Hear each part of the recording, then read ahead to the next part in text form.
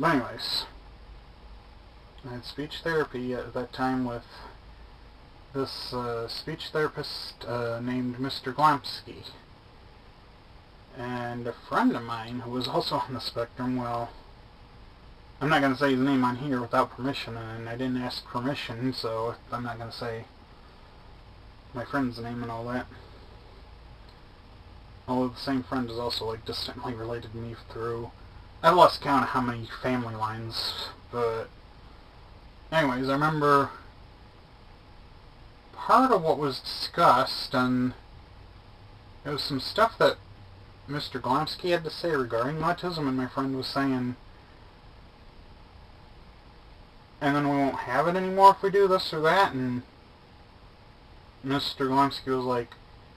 saying, no, you guys would still have it, but things can get better. I think that's what he said or something. I don't remember the exact words, but I think I can, like, basically decipher the meaning of his words to say that, okay, so you guys have autism, or you guys are autistic, but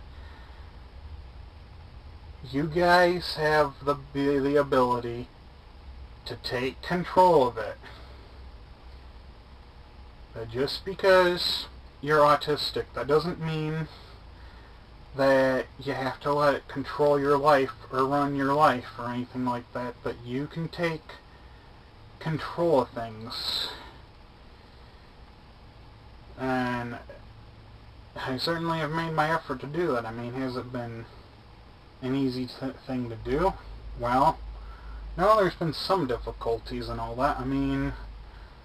granted, it's like I'm 31 now, as of the filming of this video, but it's like, okay, sure, I can still do silly things and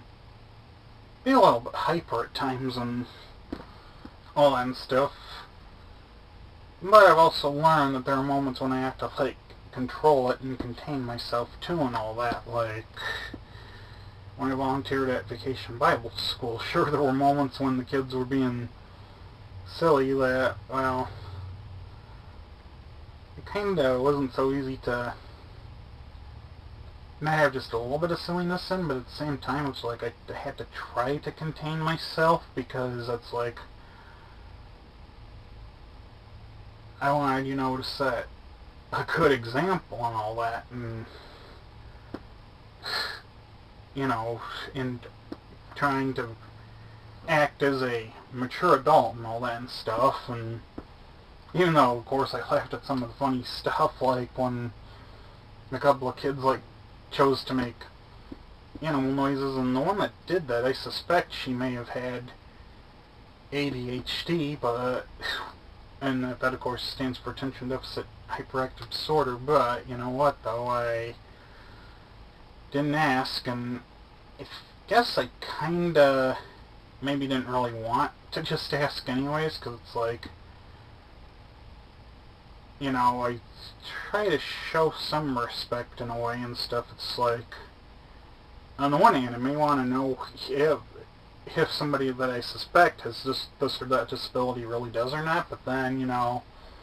I also want to show respect as well, because it's like, some people would say, should a person who has this or that disability say so? And I'm like, well, you know what? That's a decision that I think each person has to make for themselves, you know? I mean, I can't just say that, oh, if you got this or that disability, you should just, you know, tell it right away or whatever, you know? It's like, you know, I think people, you know, gotta make their decisions on if they want to, you know, reveal or admit to it or not, or something like that. And I mean, boom, it's like with myself, you know, I'm, you know, gonna do what I do, you know, and that sort of thing. It's like, I mean, I've made my decision to, you know, be very public and open about the whole thing and make no secret about it and all that, because it's like, as far as I'm concerned, you know, being an individual with the disability of autism is, like, nothing to be ashamed of and all that, you know, and I know too many people try to make it look like, oh, it's a bad thing, and some people even stereotype that, oh, if you're autistic, then it means you're retarded and all that, and while sure there are some on the spectrum that really do have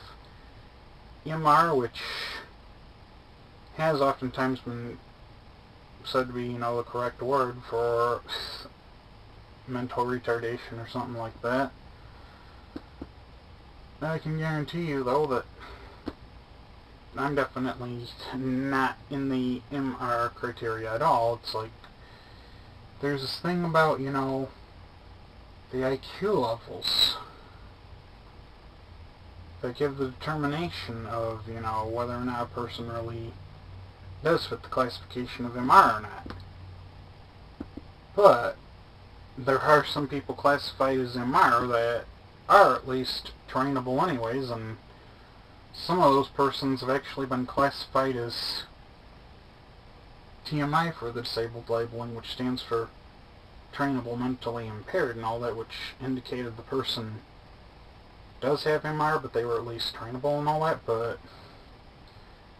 if you examine my own IQ level, mine actually is in the intelligence range. I think it was like in the, I mean, it wasn't in the total high genius range and all that, like what's the case of, you know, the woman in the Guinness Book for